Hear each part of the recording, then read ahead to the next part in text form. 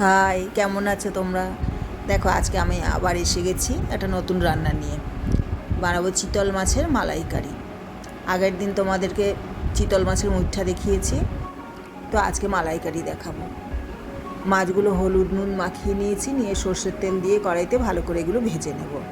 এই রান্নাটা কিন্তু আমি কোথাও দেখিনি, আমি নিজে থেকেই মনে হলো একটুখানি নতুন কিছু বানাই চিতল মাছ দিয়ে, তো ওই জন্য মালাইকারিটা আমি বানালাম।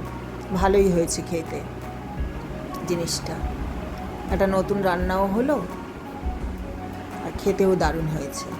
তোমরাও ট্রাই করবে, ট্রাই করে আমাকে জানাবে কেমন হলো খেতে।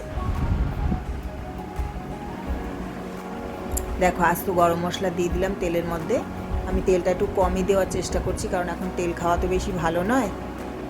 তো পেঁয়াজ বাটা দিয়ে দিলাম তেলের মধ্যে, তার সাথে লঙ্কা, কাঁচা লঙ্কাও বাটা আছে, যে যেরকম ঝাল খাবে সেরকম ঝাল দেবে। এবার ভালো করে মশলাটা ভাজা ভাজা করব। কাঁচা লঙ্কা দুটো ভেঙে দিয়ে দিলাম, আদা রসুন পেস্ট দিয়ে দিলাম,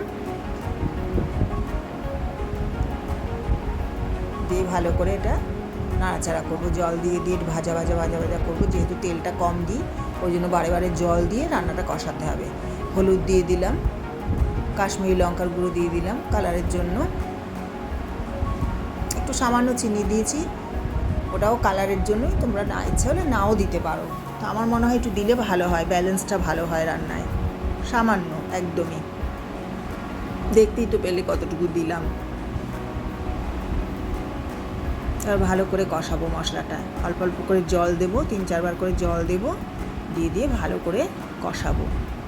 কষাতে কষাতে মশলাটা একদম কড়াই থেকে ছেড়ে ছেড়ে আসবে, তখন মনে হবে মশলাটা কষানো হয়ে গেছে। আর ভাজা গন্ধটাও, কাঁচা যে গন্ধটা মশলা সেটাও চলে যাবে, একটা ভাজা ভাজা গন্ধ আসবে, তখন বুঝতে হবে মশলাটা কষানো হয়ে গেছে।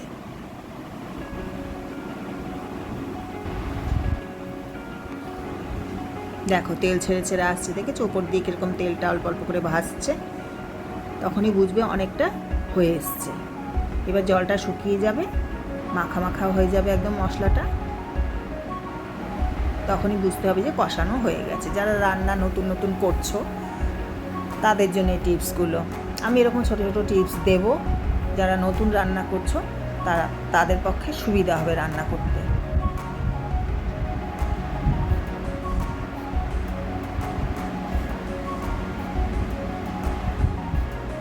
দেখো মশলাটা এবার কষানো কিন্তু হয়েছে, দেখেছো কীরকম মাখো মাখো হয়ে এসছে। একটু আস্ত কাঁচা লঙ্কা কটা দিয়ে দিলাম। এবার গরম জল দিয়ে দেব, আর দেবো নারকেলের দুধ।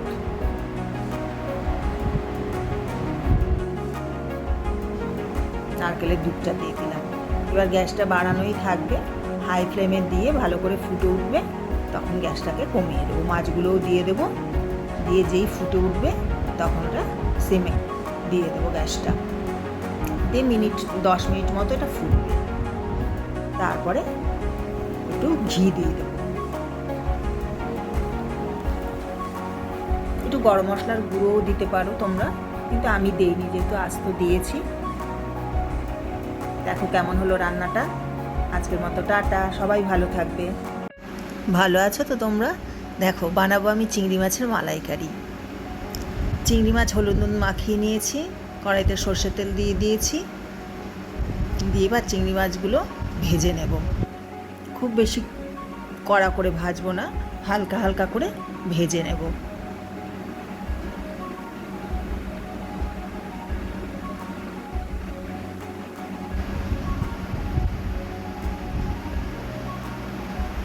এইবার ওই তেলের মধ্যেই আদা রসুন বাটা দিয়ে দেবো, পেঁয়াজ আদা রসুন বাটা, কাঁচা লঙ্কা তার সাথে দিয়ে একটু নুন দিয়ে দেবো স্বাদ মতো, হলুদের গুঁড়ো দিয়ে দেবো,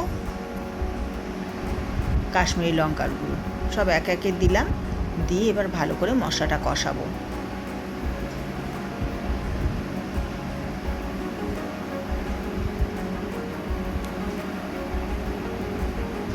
কাঁচা লঙ্কা দিয়ে দিলাম আস্ত, যে যেরকম ঝাল খাবে। তবে মালাইকারিতে খুব বেশি ঝাল হলে ভালো লাগে না। এবার অল্প করে জল দেব, দিয়ে মশলাটা বারবার করে কষাতে হবে। 3 বার মতো জল দেব। একটু সামান্য চিনি দিয়ে দিলাম। এবার জল দিয়ে মশলাটা ভালো করে কষাবো, ভাজা ভাজা গন্ধ বেরোবে।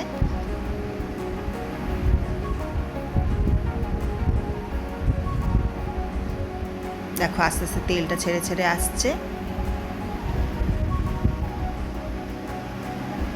দেখো একদম শুকিয়ে এসছে, কড়াই থেকে রঙটাও একদম পাল্টে গেছে।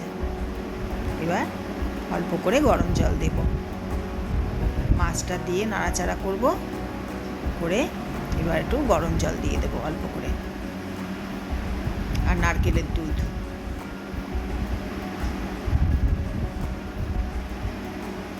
একসাথে মিশিয়ে জল আর দুধ দিয়ে দেব।